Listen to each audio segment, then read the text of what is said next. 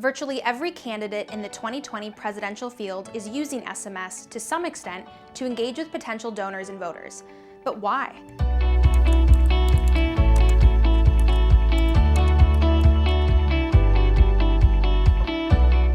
Welcome to another episode of Per My Last Email.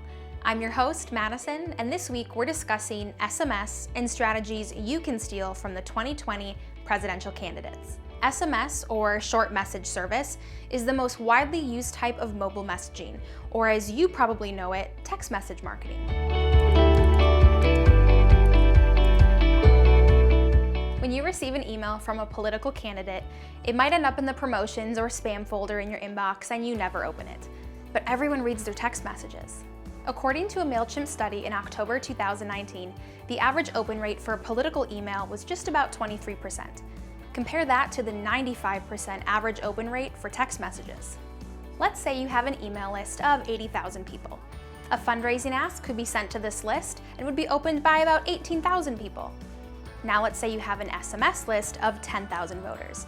If you send the same fundraising ask, about 9,500 will probably see it. Even though your SMS list is an eighth the size of your email list, your message could be seen by a much larger percentage of supporters.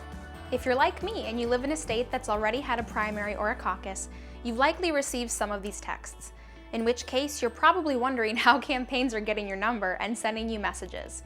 Typically, a campaign starts with a public voter file, and then that voter file is matched to publicly available and purchasable third-party market lists. When you receive a message this way, it is through something called peer-to-peer.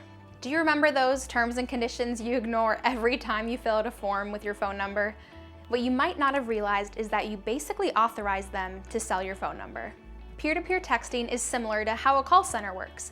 A team of human texters will physically send each person a message. The cost of sending a single text? Typically around 15 cents. Peer-to-peer is useful because campaigns are able to see who clicked on any links in the message. This gives the campaign an opportunity to see what strategies are and aren't working. While peer-to-peer messaging seems relatively inexpensive, having a user opt in by giving you their phone number is so much cheaper.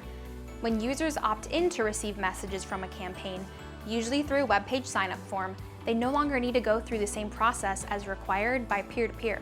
Instead, a single mass text can be sent out to your SMS list for only 1/10 the price of a peer-to-peer sent. When your SMS house file includes thousands of people, you'll save a significant amount of money and time messaging them through an opt-in platform over a peer-to-peer platform. If you're interested in using SMS to reach as many people as possible, try a tool like Open Sesame or Iterable. Now that we're all experts on SMS, stay tuned for part 2 of this episode to discover 4 strategies you can steal for your own SMS campaign.